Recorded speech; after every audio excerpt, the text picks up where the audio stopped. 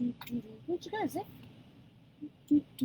Hey, kia ora, Helen Brahms here, coming live from Sun City in Arizona. Hope you're all having a super fantastic, sparkling day. It has been an awesome day here today. How has your day been? What are you most grateful for from today that happened to you today? This morning we want to know what you're most grateful for this week. Tonight we want to know what you're most grateful for from today. These pop-up things that they keep putting on your screen and then they just don't disappear. There we go. It's like, really? Anyway, just let it go. And so what are you most thankful for today? So that's what we want to know this evening. This morning was what are you most thankful for this week?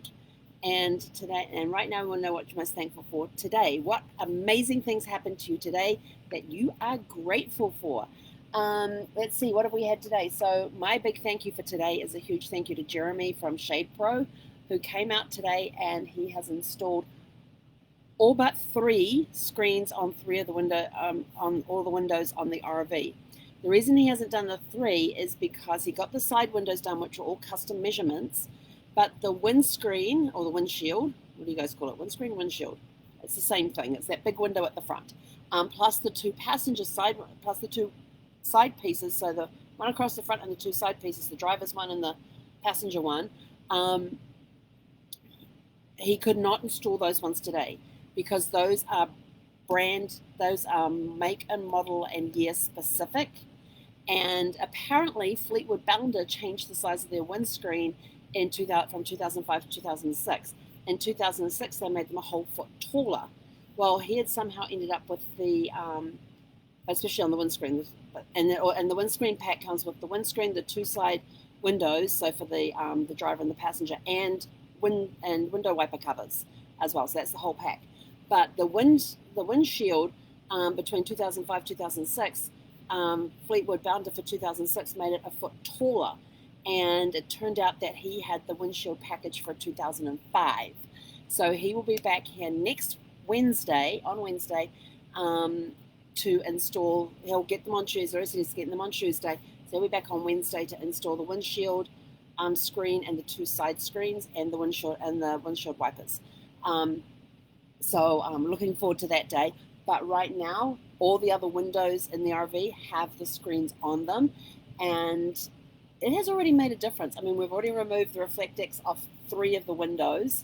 Zeffie's been up looking out them. She was not sure what was going on at all, because he was outside working. She could hear the drill going in and then stopping and then make this little high-pitched whining noise and stuff, and it was driving her berserk.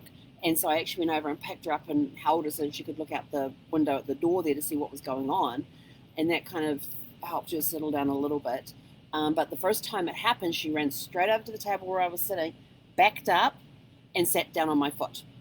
It's like she was not going to face. She doesn't face in. She faces out. So whenever she gets scared now, and I'm sitting at the table, she comes running to the table and backs in and sits on my foot. It's the cutest thing ever. But yeah, so got her all settled down on that. And then once he moved around to the driver's side, I was able to open up the shades there and pull the Reflectix off. And she was up at the window while he's doing the one over the couch there. And her back end was going. She had her front paws on the back of the couch, her back paws on the seat of the couch, and her back end is wagging away there. And he said he could see her doing that while he's trying to get everything in the right place to put the screens up and all that. But they look really good. I will take some pictures when we're outside a little later when it's a little cooler because it's quite warm outside. But right now I am almost to the point of I'm cold. The AC, the 2 ACs working today. I had the front AC on last night, slept through my alarm clock this morning, which virtually never happens, almost never happens. I'm like, how the hell did I sleep through my alarm clock? I don't sleep through alarm clocks. I can't even remember the last time I slept through an alarm clock. I mean, I've done what I thought was sleeping through an alarm clock, and it turned out I didn't sleep through the alarm clock because I forgot to set the alarm the night before. But this alarm clock stays on. The only day it gets turned off if I don't have anything on is a Sunday, and on that day I have a bright pink post-it note that sits on top of my laptop that says alarm clock off. And as soon as I see that, I walk back into the bedroom, turn the alarm clock on, so it's ready for Monday morning. But yeah, I woke up at 6:16 this morning, and I was like, what the heck's going on here? Why did my alarm clock go off? The little alarm clock light is on. But I think it was because the last few nights I've had to have the noisy AC for the bedroom on at night, because the outside temperature's been up near 80 in the mid to high 70s, and so which creates it warmer inside in here as well. And so it's helped to keep the chill down. But last night was the first night I didn't have to have that on because I had the front one working. And that's what I normally do in the summertime, excuse me, is when there's warm nights where I have to have the AC on, is I put the front AC on and go to bed. It's just as simple as that. And that's enough to keep the place cool enough that it's able to sleep. So I think what it was is that the reason I slept in this morning, and some people are going, 6:16 not asleep, but this person's usually waking up by 5 o'clock. So 6:16 was a sleep in. Threw my day out of schedule, but that was okay. I was running, even though I had slept in, I ended up running early for everything today. It was the weirdest thing. So I didn't have that on. So I think that what it was is that I was finally able to get a good night's sleep without the interruption or this AC unit up here blasting away with its noise. So I was very grateful for the extra sleep that I got last night. So that's all we have to report. Oh, and then I have my Mastermind group today. I love my Mastermind group. Unfortunately, I had to leave early because Jeremy showed up to put the shades in, and got to work on that. And then, of course, I had to protect Zeffie from that. I have not heard from the movers, so they are obviously not doing a delivery tomorrow, which means they've only got Monday or Friday next week to do it. So, although I've only told them Monday for next week. So I think I told them Tuesday, but then things at work changed, and now Tuesday's off the table. So it's very interesting. They send me emails around 8 o'clock at night Pacific time. They're not sending me emails during the day anymore. They're sending them to me around 8 o'clock at night, which is very interesting when they send you a bill, which you don't see till the next morning and is due the following day. And I go back and say, what the heck's this for? You know, it's stuff that I don't know that they're sending me. They send me bills for crazy, they send me invoices for crazy things, and I'm like, well, what's this for? Oh, that's your prorater on the storage. I said, that is way more than what I pay for a storage unit. There's something wrong with that pricing. And then they sent me a reminder on what cash I have to have ready for the movers when I meet up with them on whatever day they decide to show up. And I said to them, well, why is there a difference from the invoice? Oh, that's your prorater on the storage. And I'm like, but you gave me this price and said that was my prorater on the storage, and now you're telling me it's this price? Well, what is, why all these surplus charges? What's going on? And yeah, and I look back through all the paperwork and stuff. I can't find anywhere where it says what the cost for the storage is going to be if I go over the free days that they allow me, that are allowed in the contract. So they have no pricing listed anywhere. So I'm just sort of like, yeah, you guys have tried to pull the wool over my eyes once before. You ain't going to do it again. And I got out of that one. Thank goodness. They tried to tell me that they had loaded the truck and they had to unload it. I'm like, who loads a truck without a delivery address? Who does that? And they tried to bill me for it. Yeah, no, that wasn't going to work. So I'm trying to wonder if they're trying to get some of that money recouped or whatever. But I keep sending them questions. I send them back emails with questions on, I'm not paying this because you haven't explained. You need to pay. You need to explain this to me. And then they come back and go, well, that's your prorata thing. For, you were free up until this date, and then this, and so I'm like, 11 days. You're charging me over $300 for 11 days.